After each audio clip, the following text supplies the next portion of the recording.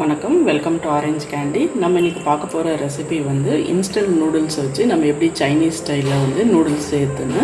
So இதுக்கு வந்து நீங்கள் எந்த இன்ஸ்டன்ட் நூடுல்ஸ், அதாவது மேகி, டாப் ராமன், இல்லைன்னா எந்த லோக்கல் இன்ஸ்டன்ட் நூடுல்ஸ் எதுவாக இருந்தாலும் நீங்கள் இந்த ரெசிபிக்கு யூஸ் பண்ணிக்கலாம். ஸோ வாங்க நம்ம எப்படி செய்யறதுன்னு பார்க்கலாம். அப்புறம் இதுக்கு தேவையான பொருள் என்னென்னு பார்க்கலாம். இதுக்கு வந்து நான் 2 பேக்கெட் வந்து இன்ஸ்டன்ட் நூடுல்ஸ் எடுத்திருக்கேன். ஸோ வாங்க எப்படி செய்யறதுன்னு பார்க்கலாம். இப்போ வந்து நம்ம 2 பேக்கெட் வந்து இன்ஸ்டன்ட் நூடுல்ஸ் எடுத்துருக்கோம். ஸோ அதுக்காக வந்து வேக வைக்கிறதுக்காக ஒரு கடாயில் வந்து ஒரு 3 கப் அளவுக்கு வந்து நம்ம தண்ணி ஆட் பண்ணிக்கலாம். தண்ணி வந்து நல்லா கொதிக்கிற ஸ்டேஜ் வரைக்கும் நம்ம வந்து வெயிட் பண்ணலாம். இப்போ வந்து தண்ணி நல்லா சூடாக ஆரம்பிச்சிருச்சு. நான் எடுத்து வச்சுருக்க 2 பேக்கெட் நூடுல்ஸையும் வந்து உடச்சி சின்ன சின்ன பீசஸாக பண்ணிட்டேன். அது வந்து இப்போ நம்ம இதில் ஆட் பண்ணிக்கலாம்.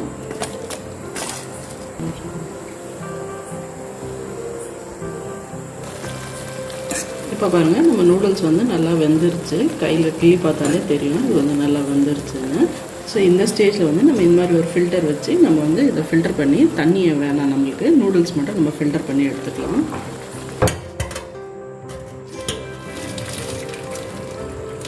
இது மேலே வந்து நம்ம ஒரு கப் அளவுக்கு வந்து சில்லுன்னு தண்ணி ஆட் பண்ணிக்கலாம், குடிக்கிற தண்ணி. ஸோ அப்போ வந்து நம்ம நூடுல்ஸ் வந்து கொஞ்சம் ஒட்டாமல் இருக்கும். இப்போ வந்து நம்ம வடிகட்டி வச்சுருக்க நூடுல்ஸில் வந்து ஒரு ஸ்பூன் அளவுக்கு வந்து நம்ம எண்ணெய் விட்டுக்கலாம். எண்ணெய் விட்டு நல்லா கலரி விட்டுக்கலாம். அப்போ தான் வந்து நம்ம நூடுல்ஸ் வந்து ஒட்டாமல் இருக்கும்.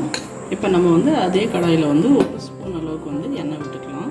இதில் வந்து ஒரு 5 பெரிய பல் பூண்டு வந்து பொடியாக நறுக்கி வச்சுருக்கேன், அதை ஆட் பண்ணிக்கலாம்.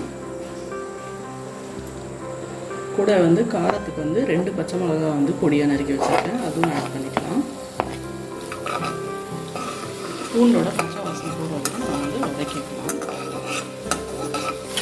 பூண்டோட பச்சை வாடை போனதுக்கப்புறமா ஒரு மீடியம் சைஸ் வெங்காயம் வந்து இது மாதிரி க்யூப்ஸ் மாதிரி கட் பண்ணி வச்சுருக்கேன், அது வந்து இதில் ஆட் பண்ணிக்கலாம். கூட வந்து ஒரு சின்ன சைஸ் குடமிளகா இது மாதிரி க்யூப்ஸ் மாதிரி கட் பண்ணி வச்சுருக்கேன், அதுவும் ஆட் பண்ணிக்கலாம். இப்போ வந்து காயோட பச்சை வாசனை போகிற வரைக்கும் வதக்கிக்கலாம். ரொம்ப வந்து சாஃப்டாகலாம் அவசியம் இல்லை, ஃப்ரெஷ்ஷாகவே இருக்கட்டும். இப்போ இது கூட வந்து நம்ம நூடுல்ஸ் கூட கிடைக்கிற டேஸ்ட் மேக்கர் வந்து நம்ம 2 பேக்கெட்டுக்கு 2 பேக்கெட் டேஸ்ட் மேக்கர் வந்து அதை ஆட் பண்ணிக்கலாம்.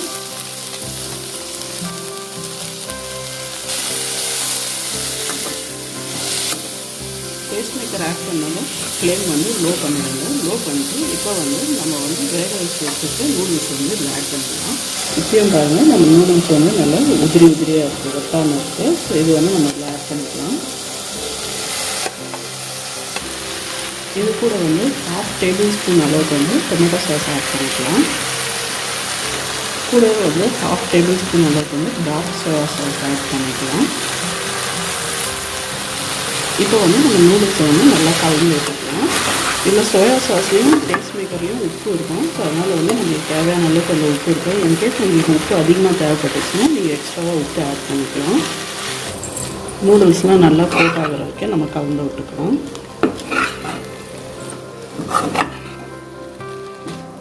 இப்போ பாருங்கள், சூப்பரான நம்ம சைனீஸ் ஸ்டைலில் வந்து இன்ஸ்டன்ட் நூடுல்ஸ் ரெடி ஆகிடுச்சு. வாங்க இது ஒரு பிளேட்டில் வச்சு நம்ம சர்வ் பண்ணிடலாம். இப்போ பாருங்கள், நம்மளுக்கு சூப்பரான சைனீஸ் ஸ்டைலில் வந்து இன்ஸ்டன்ட் நூடுல்ஸ் ரெடி ஆகிடுச்சு, இல்லைன்னா சைனீஸ் ஸ்டைலில் வந்து மேகி ரெடி ஆகிடுச்சு. கண்டிப்பாக இந்த ரெசிபி ட்ரை பண்ணி பாருங்கள், உங்களுக்கும் பிடிக்கும்னு நினைக்கிறேன். ட்ரை பண்ணி பார்த்துட்டு எப்படி இருந்துச்சு வந்து கீழே கமெண்ட் செக்ஷனில் சொல்லுங்கள். அப்புறம் இந்த வீடியோ உங்களுக்கு பிடிச்சிருந்தால் லைக் பண்ணுங்கள், ஷேர் பண்ணுங்கள். அப்புறம் மறக்காமல் எங்கள் சேனல் ஆரஞ்ச் கேண்டிக்கு சப்ஸ்கிரைப் பண்ணுங்கள். நன்றி, வணக்கம்.